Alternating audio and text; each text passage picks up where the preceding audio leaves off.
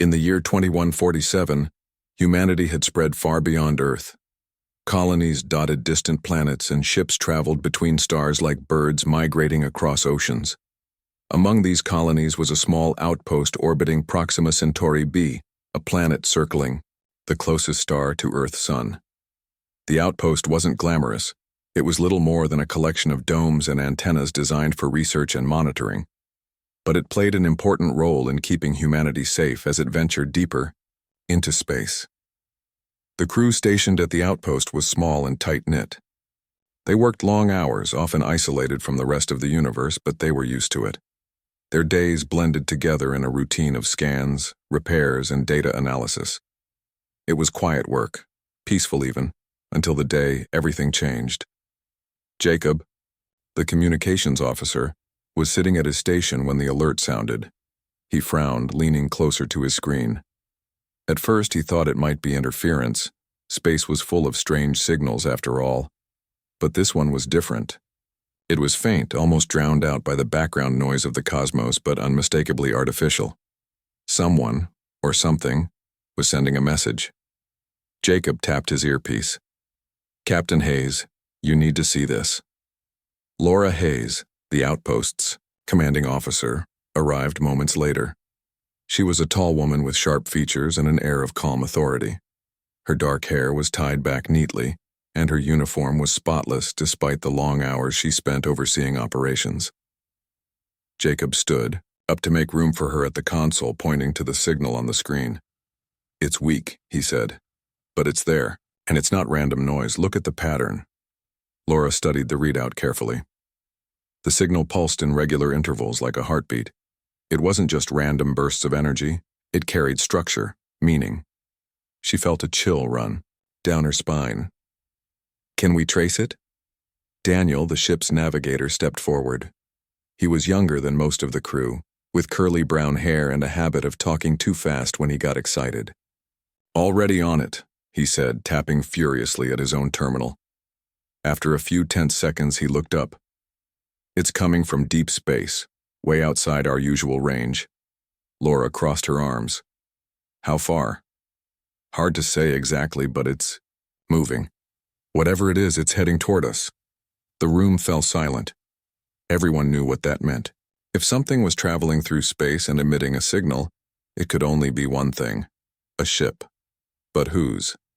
Humanity had mapped much of nearby space, and no missions were scheduled to pass through this region.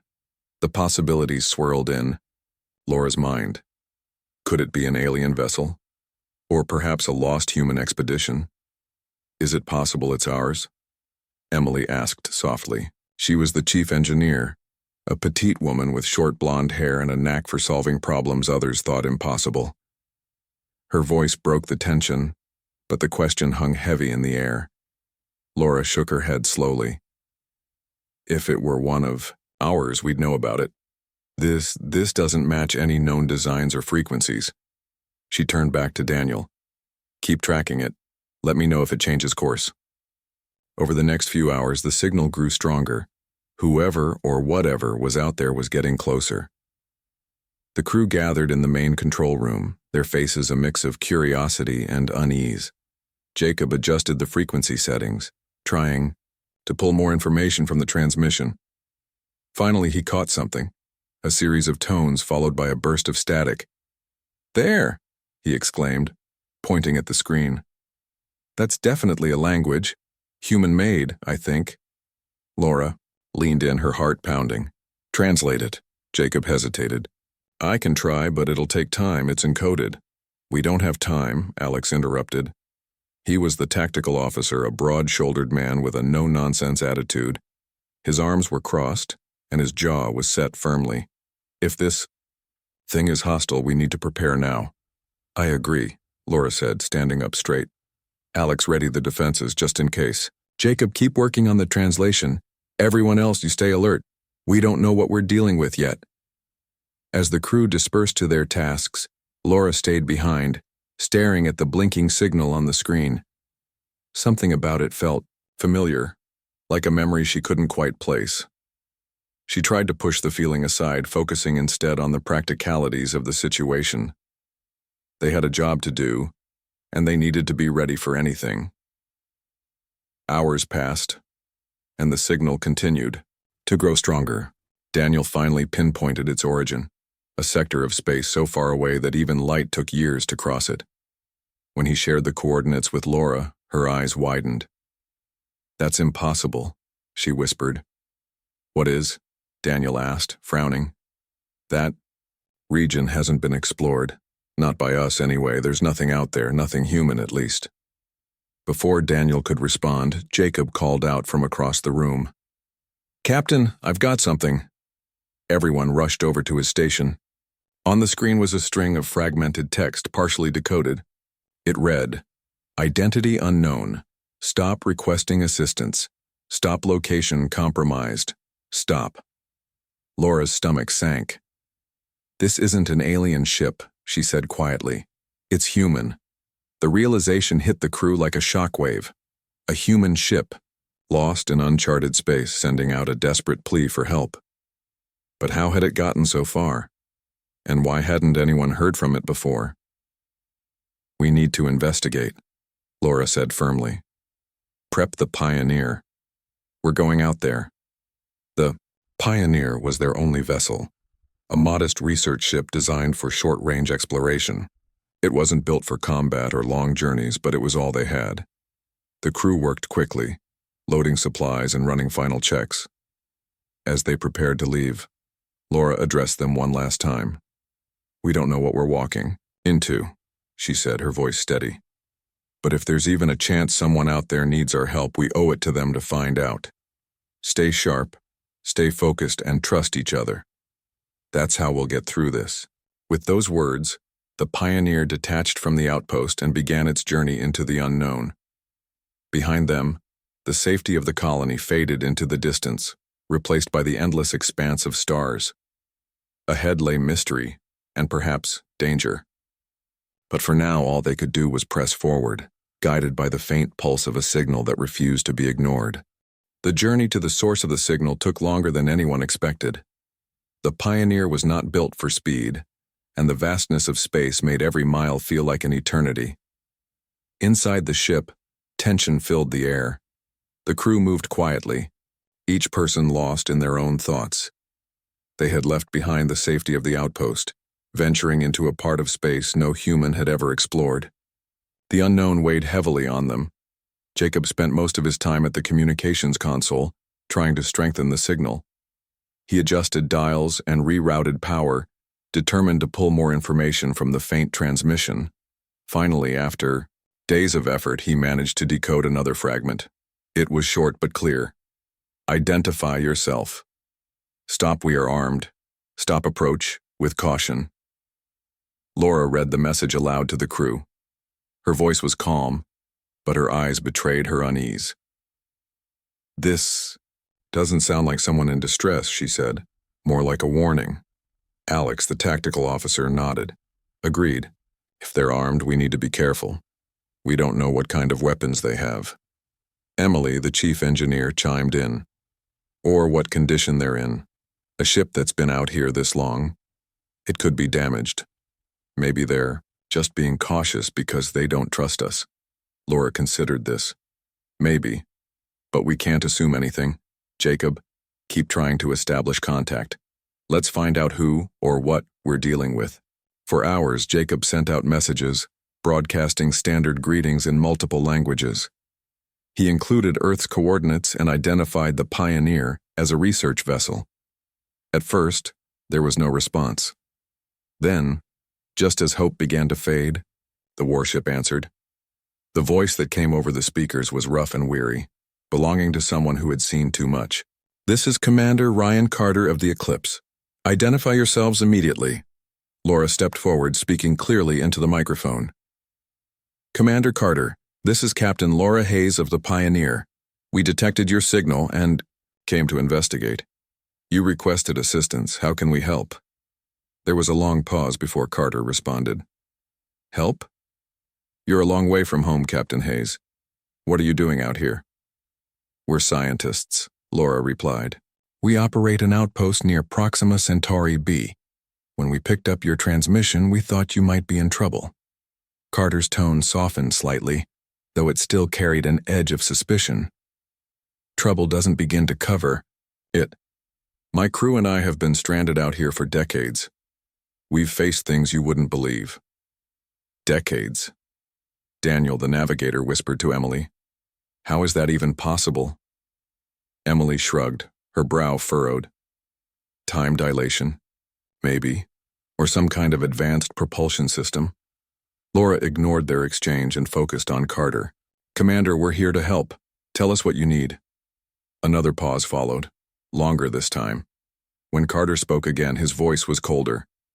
Supplies, repairs, fuel. Our systems are failing and we don't have much time left.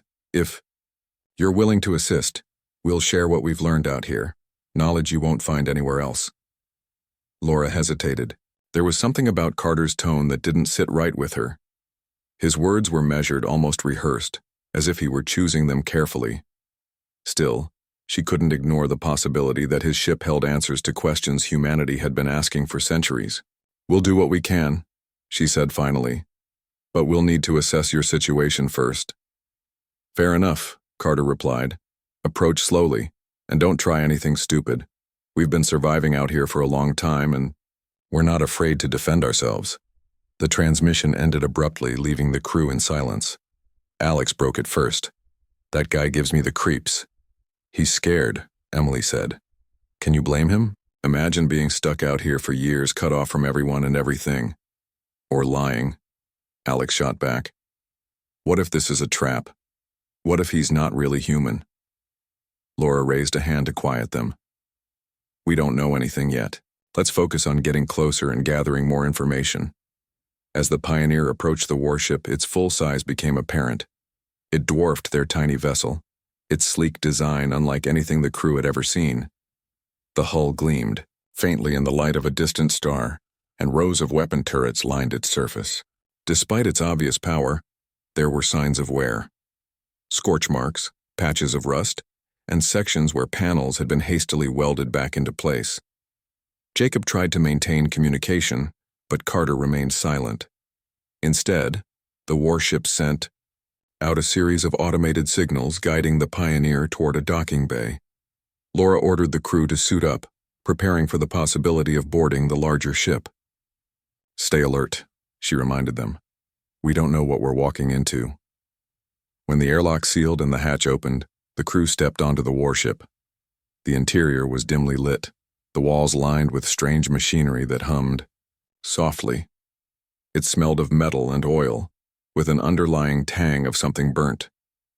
As they moved deeper into the ship, they noticed odd details, symbols etched into the walls, unfamiliar control panels, and devices that seemed to pulse with energy. Group of figures emerged from the shadows, led by a tall man with grizzled hair and a scar running down one cheek. This was Commander Ryan Carter. His uniform was patched and worn, but his stance was commanding. Behind him stood several others, their faces gaunt and eyes hollow. They looked like survivors, people who had endured unimaginable hardships. Welcome, aboard the Eclipse, Carter said, his voice echoing in the narrow corridor. I'll give you a tour, but remember, this is my ship. Don't touch anything unless I say so. Laura nodded, keeping her expression neutral. Understood. Thank you for allowing us aboard. Carter gestured for them to follow. He led them through the ship, explaining its history in clipped sentences. The Eclipse Empire had been part of an early colonization mission sent to explore a distant star system. Along the way, they encountered alien technology, which they reverse-engineered to survive. Over time, however, the isolation took its toll. Supplies ran low, tempers flared, and internal conflicts tore the crew apart. By the time Carter finished his story, only a handful of survivors remained. It hasn't been easy, he admitted, but we've adapted, we've become stronger, and now we're ready to return to human space. Something about his words made Laura uneasy. She glanced at her crew, noticing the same unease reflected in their expressions. There was more. To this story, she was sure of it. But for now, all they could do was play along and gather as much information as possible. As the tour continued, Emily noticed something strange, a series of pods tucked away in a corner of the engineering bay. They resembled cryogenic chambers, but their design was alien. She pointed them out to Laura, who exchanged a meaningful look with her. Whatever secrets the eclipse held, they were far from ordinary. By the time they returned to the docking bay, the crew of the Pioneer was exhausted but determined. They had agreed to provide supplies and repairs, but Laura knew they needed to proceed carefully. The eclipse was a mystery wrapped in danger, and trusting Carter could prove to be a fatal mistake. Back aboard the Pioneer, Laura called a meeting. "We need to decide how much we're willing to risk," she said. "This ship could hold answers to questions we've been asking for generations, but it could also be a threat we're not prepared to face." The crew debated late into the night, weighing the pros and cons. In the end, they reached a consensus. They would help Carter, but only enough to buy themselves time. Whatever truths the eclipse held, they were determined to uncover them before it was too late. The next few days were tense. The crew of the Pioneer worked tirelessly to deliver supplies and begin repairs on the eclipse. Laura kept a close eye on everything, making sure her team stayed safe while they interacted with Carter's crew. Despite his earlier hostility, Carter seemed cooperative, at least on the surface. He guided them through the warship, explaining its systems and pointing out areas that needed attention. Emily spent most of her time in the engineering bay, studying the alien technology Carter had mentioned. She was fascinated by it, though she couldn't shake the feeling that something was off. The devices hummed with an eerie energy, and their designs were unlike anything she'd ever seen. Some parts looked patched together, as if they had been scavenged or hastily repaired. Others gleamed like they were brand new, almost too perfect to be real. "This doesn't make sense," Emily muttered to Jacob one evening. They were sitting in the corner of the bay, reviewing schematics on a tablet. "Some of this tech looks advanced, but other parts are falling apart. It's like they're trying to keep up appearances." Jacob nodded. "Yeah. And have you noticed how Carter avoids answering direct questions? Every time we ask about their mission or what happened to the rest of the crew, he changes the subject." Emily frowned. "It's like he's hiding something big, I just can't figure out what." Their conversation was interrupted by Alex, who approached with a grim expression. "We've got a problem," he said. "One of the crew members saw something strange, a shadow moving in the corridors. They think someone's spying on us." Laura was informed immediately. She gathered the team in the Pioneer's main cabin, her face serious. "If someone's watching us, we need to be careful.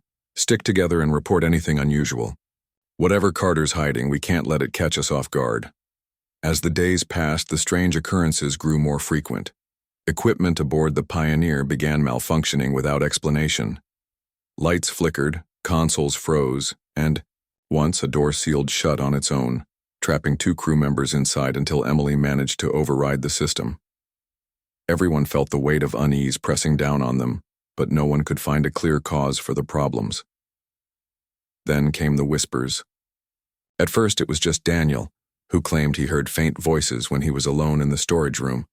But soon, others reported similar experiences, soft murmurs that seemed to come from nowhere and everywhere at once. No one could make out the words, but the sound sent chills down their spines. Laura decided to confront Carter. She boarded the Eclipse alone, determined to get answers.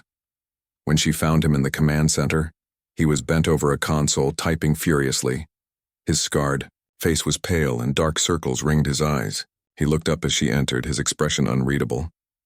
"Captain Hayes," he said, his voice rough. "What brings you here?" "We need to talk," Laura replied, her tone firm. "Things are happening aboard the Pioneer, and I want to know if you're involved." Carter raised an eyebrow. "Involved? You think I have time to sabotage your ship while I'm trying to keep mine from falling apart?" "It's not just sabotage," Laura said. "My crew has reported hearing things, voices, and there's something else." She paused, choosing her words carefully. "Your ship feels wrong, like it's alive." For a moment, Carter said nothing. Then he sighed, rubbing his temples. "You're sharper than I gave you credit for, Captain." "Fine. There's something you need to see." He led her deeper into the Eclipse, past the engineering bay and into a restricted section of the ship. The air grew colder as they walked, and the walls seemed to pulse faintly as if breathing. Finally, they reached a heavy metal door. Carter entered a code, and it slid open with a hiss. Inside was a chamber filled with pods, the same ones Emily had noticed earlier. But now they were active. Lights blinked on their surfaces and tubes connected them to the ceiling. Inside each pod floated a human figure, suspended in a thick green liquid. Their faces were peaceful, almost serene, but their bodies were marked with strange patterns, lines of glowing symbols etched into their skin. "What is this?" Laura whispered, her voice trembling. "This is how we survived," Carter said quietly. "When our supplies ran out, when sickness and madness started taking my crew, we turned to the alien tech.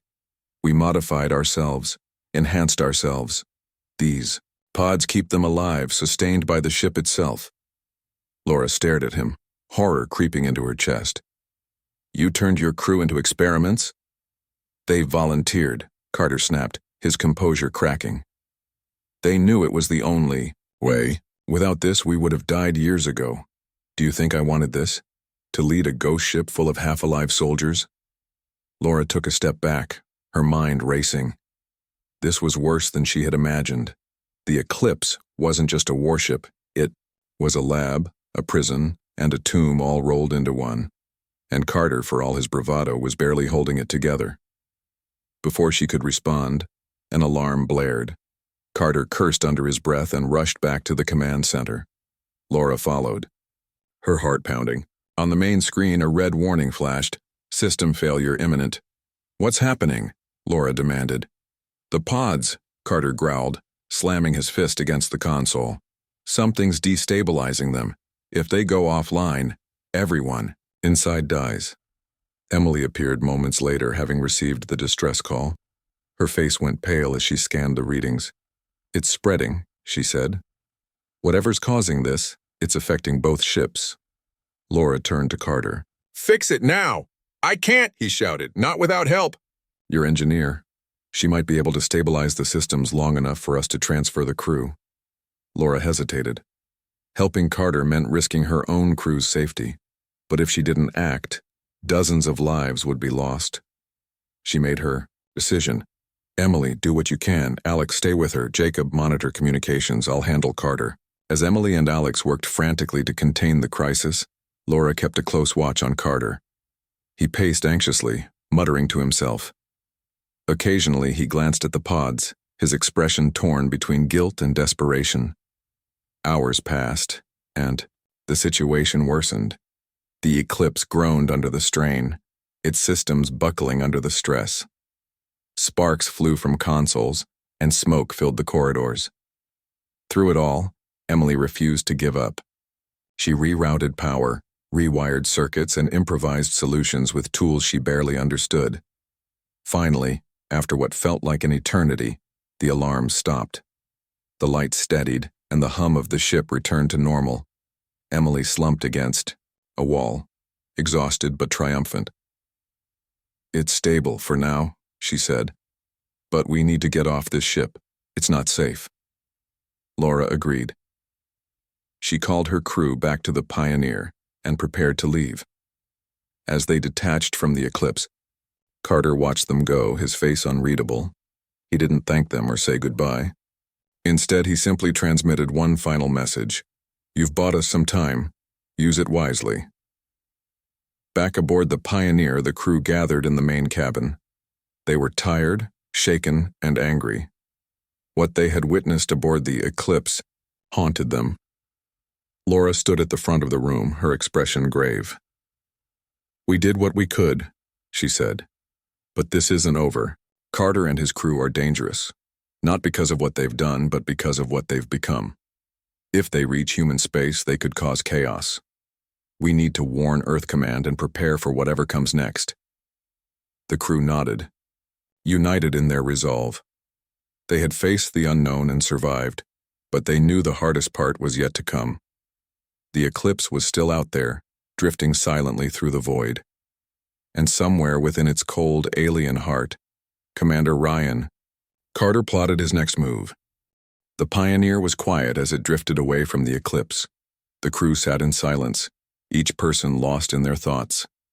They had done what they could to stabilize the warship's failing systems, but none of them felt any sense of relief.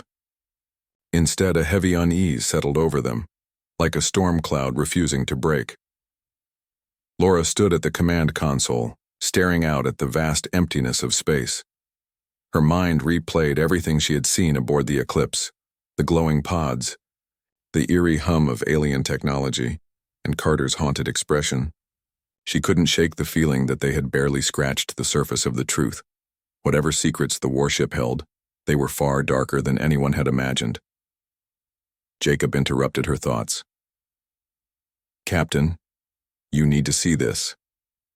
His voice was tight with urgency. Laura turned to him. Jacob rarely sounded worried, so his tone sent a jolt through her. She followed him to the communications station, where he pointed at the screen, a string of data scrolled across it, lines of code interspersed with fragmented text. "I found this while monitoring the data exchange between our ships," he explained. "It was buried deep in the encryption." "What is it?" Laura asked, leaning closer. "It's logs," Jacob said slowly. "From Carter's ship. He must have slipped them into the transfer without realizing we'd catch them." Emily joined them, peering over Jacob's shoulder. "Let me take a look." She scanned the text, her face growing pale. "This isn't good." "What do you mean?" Laura demanded. Emily hesitated, then began reading aloud. The logs detailed experiments conducted by Carter's crew, experiments involving humans and alien biology. At first, they seemed focused on survival, using alien tech to heal injuries, enhance strength, and extend life. But as time went on, the entries grew more disturbing. Bodies were dissected, minds were altered, and entire sections of the crew were sacrificed in pursuit of power. They were trying to merge human DNA with the alien tech, Emily said, her voice trembling. They wanted to create something new, something stronger. And they succeeded, Jacob added grimly. Those pods, they're not just keeping people alive. They're changing them, turning them into something else. Laura clenched her fists. "Carter lied to us. This wasn't about survival, it was about control. He's been experimenting on his own crew, turning them into weapons." Alex stepped forward, his jaw tight. "If he gets back to human space, he'll bring this nightmare with him. We can't let that happen." "No, we can't," Laura agreed. She turned to the group. "We need to stop him, but we're outnumbered and outgunned. We'll have to be smart about this." The crew gathered around the table, brainstorming ideas. Emily suggested sabotaging the Eclipse systems remotely, but the warship's defenses were too advanced.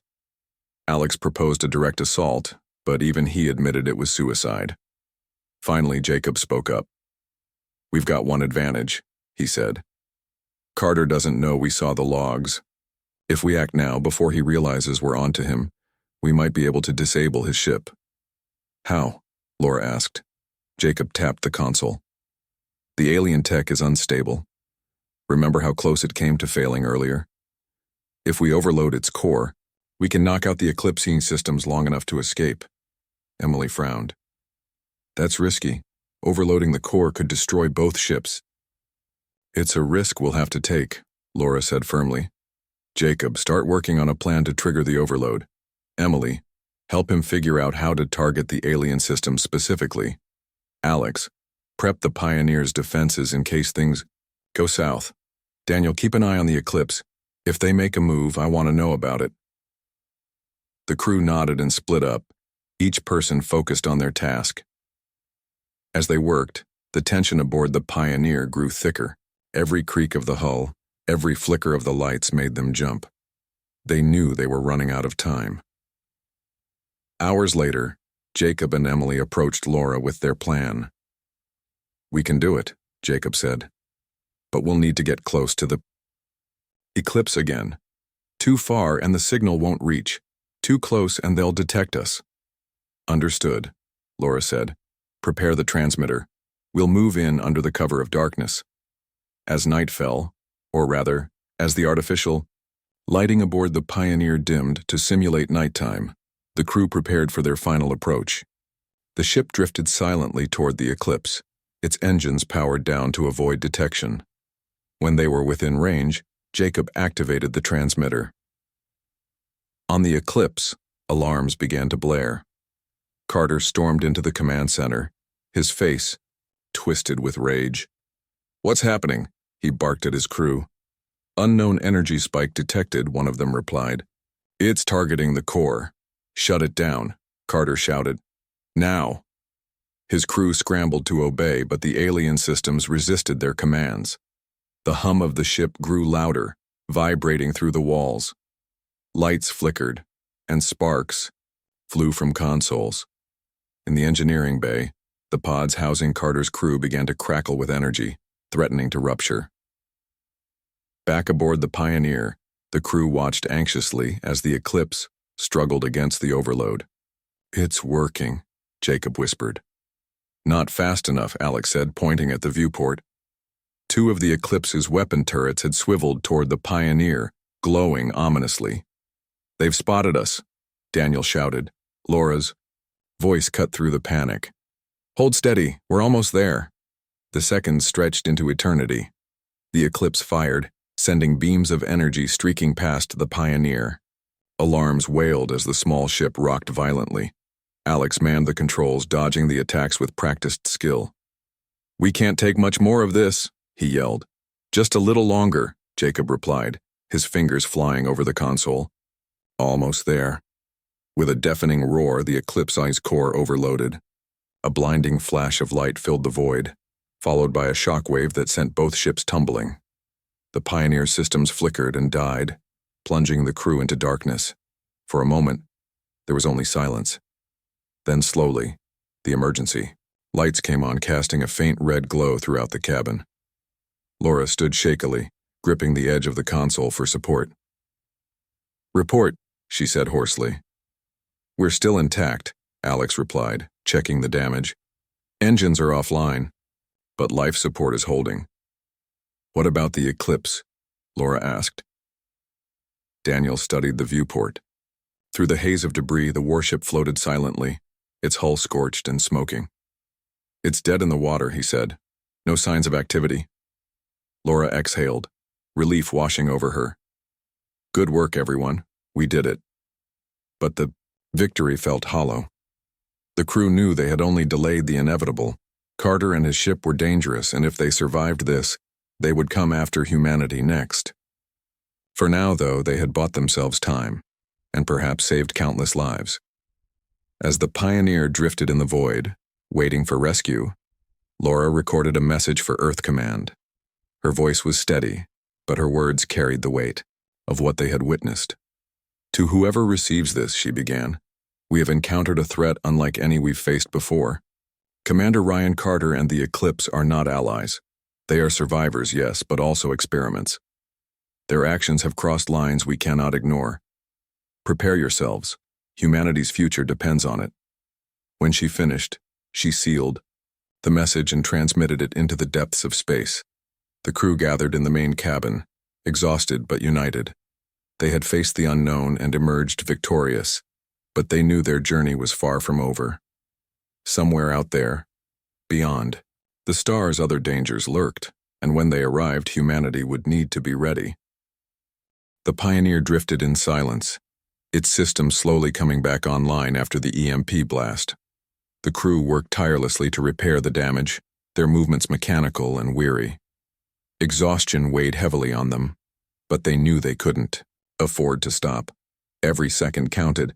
If Carter's ship recovered, even partially, they would be in grave danger. Laura moved through the cabin, checking on her team. Emily was hunched over a console, rerouting power to the engines. Her hands trembled slightly, but her focus never wavered. Alex stood at the viewport, watching the eclipse with unblinking eyes. Jacob sat nearby, monitoring communications, his face pale but determined. Daniel floated between tasks, helping wherever he could. "We're not done yet," Laura said, her voice firm but gentle. "Keep pushing." No one responded, but they didn't need to. The tension in the air spoke volumes. They had crippled the eclipse, but none of them believed it was truly over. Carter was resourceful, cunning, and desperate. Those were dangerous qualities, especially in someone who had already crossed so many lines. Hours passed before the first signs of movement appeared aboard the warship. At first it was subtle, faint flashes of light from within its darkened corridors. Then came the hum of reactivating systems. Jacob spotted it first, his sharp eyes catching the change in energy readings. "Captain," he called out, his voice tight. "They're powering up." Laura hurried to his station, her heart pounding. "How much?" "Not enough for weapons." "Yet," Jacob replied. "But their core is stabilizing. If we don't act soon, they'll recover completely." Emily looked up from her work. "We can't fight them, not like this. Our engines are barely functional." Alex stepped forward, his jaw clenched. "Then we make sure they can't follow us. We overload their core again, or find another way to finish this." Laura shook her head. "We've pushed our luck far enough. It's time to retreat and warn Earth Command. Humanity needs to know what we're dealing with." The decision wasn't easy, but it was necessary. The crew gathered their remaining supplies and prepared to abandon the Pioneer. Its engines were too damaged to sustain long-distance travel, but its distress beacon still worked. They activated it, hoping a passing patrol would find the wreckage and piece together what had happened here. As they boarded the escape pods, each member took one last look at the Pioneer. It had been their home, their sanctuary in the vast emptiness of space. Leaving it behind felt like losing a part of themselves, but survival came first. One by one, the pods detached, drifting silently into the void. The journey back to the outpost was long and grueling. Cramped quarters, limited rations, and the constant threat of unseen dangers kept everyone on edge. Laura rotated shifts, ensuring no one stayed awake for too long. Even so, sleep brought little rest. Nightmares plagued them, filled with glowing, Hod's alien whispers, and Carter's cold, calculating gaze. When they finally reached the outpost, relief washed over them, but only briefly. The outpost crew greeted them with wide eyes and urgent questions. Laura held up a hand, silencing them. "Later," she said. "Right now, we need to send a message to Earth Command. Everything depends on it." Using the outpost's more advanced communication array, Laura transmitted a detailed report. She included everything: the signal, the eclipse, Carter's experiments, and the alien technology. She described the risks humanity faced if Carter ever returned. Her voice remained steady throughout, but her words carried the weight of someone who had stared into the abyss and barely escaped. Days turned into weeks as they waited for a response. During that time, the crew worked to fortify the outpost, preparing for the worst. Supplies were rationed, defenses upgraded, and evacuation plans drawn up. No one spoke about what might happen if Carter found them again, but the fear lingered in every glance and whispered conversation. Finally, a reply arrived. Earth Command acknowledged the threat and promised immediate action. Fleets were mobilized, research teams assembled, and countermeasures developed. Laura's warning had sparked a global effort to prepare for the unknown. For the first time in weeks, the crew allowed themselves a small measure of hope, but hope was fragile, and reality often cruel. A month later, sensors detected an approaching vessel. At first, they feared it was the eclipse, but as it drew closer, its identity became clear. It was a rescue fleet sent by Earth Command. Relief flooded the outpost as the ships docked, bringing fresh faces, supplies, and news from home. Among the rescuers was Admiral Grant, a seasoned leader known for his calm demeanor and sharp mind. He listened intently as Laura recounted their ordeal, asking pointed questions and taking meticulous notes. When she finished, he nodded gravely. "You've done humanity a great service," he said. "Your actions may have saved countless lives." "But Carter is still out there," Laura reminded him, "and whatever he's become, he won't stop until he gets what he wants." Admiral Grant's expression hardened. "Then we'll meet him head on. Humanity has faced threats before, and we've always prevailed. This time will be no different." The survivors of the Pioneer were given the option to return to Earth or join the growing effort to defend against Carter's potential. Return. To a person, they chose to stay. Their experience made them invaluable, and they refused to abandon the fight. As new recruits arrived and preparations intensified, the outpost transformed into a fortress, a symbol of humanity's resolve. Years passed, and though Carter and the Eclipse never resurfaced, their shadow loomed large. The knowledge gained from the encounter spurred advancements in technology, medicine, and defense. Humanity grew stronger, united by the shared understanding that they were not alone in the universe, and that some threats came not from without, but from within. Laura eventually retired, her hair streaked with gray and her body bearing the scars of countless battles. On quiet nights, she would sit by the viewport staring at the stars. She thought about the choices they had made, the lives they had saved, and the cost of their survival. The eclipse haunted her dreams, a reminder of how close they had come to disaster. Yet despite the lingering fear, Laura felt pride. She and her crew had faced the unimaginable and emerged victorious, not through brute force but through courage, ingenuity, and unity. Their story became legend, told and retold across generations. And though the galaxy remained vast and full of mysteries, humanity stood ready to face whatever challenges lay ahead. In the end, the Pioneer's sacrifice was not forgotten. Its name lived on, etched into history, as a symbol of hope and resilience. The crew's bravery inspired others to push forward, to explore the unknown and to protect the future. For all its hardships, the mission had achieved something greater than any of them could have imagined. It had strengthened humanity's spirit, proving once and for all that even in the darkest corners of space, light could still prevail.